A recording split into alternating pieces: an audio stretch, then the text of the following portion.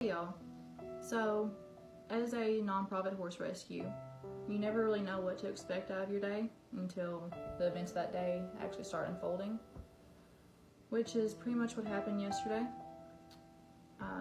September 27th, 2021, I received a message at about 5 that morning about a horse that was supposedly abandoned in a barn, and that's how the story starts.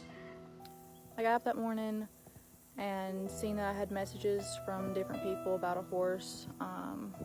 Before I really started my morning, I went ahead and went out and did everything I needed to do with everybody before I started answering all my emails and text messages. That's whenever I seen the message about a horse that was apparently abandoned in a barn. So I wasn't really planning on doing too much that day. That day marked 4 years since my grandfather had died. And of course, there had been other stuff going on personally, so I was going to take the day off. But I had started receiving multiple messages then about this horse. I told them to contact local law enforcement and to speak with the owners. All I had gotten was kind of a dark video, and I couldn't really see what was going on with the horse that much. So once the owners said that they were going to surrender the horse to our rescue, we loaded up and headed out that way. It was going to be about an hour drive for us to get there. Again, didn't really know what kind of condition the horse was in. Law enforcement gave me a little bit of detail, but not a whole lot. So I was not aware of too much of the situation until I actually got there. When they had said that he had been abandoned in a barn, I wasn't exactly expecting this.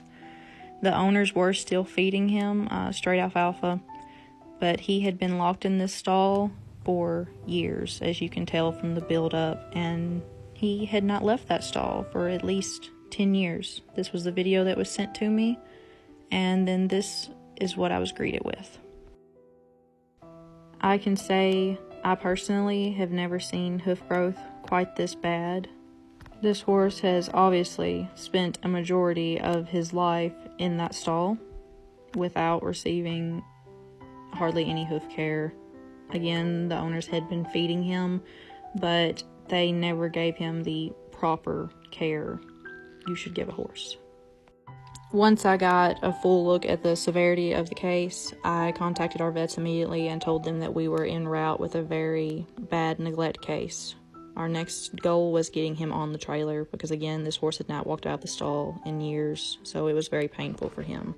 This is just part 1 of his story. Be sure to follow for part 2 and to follow his journey.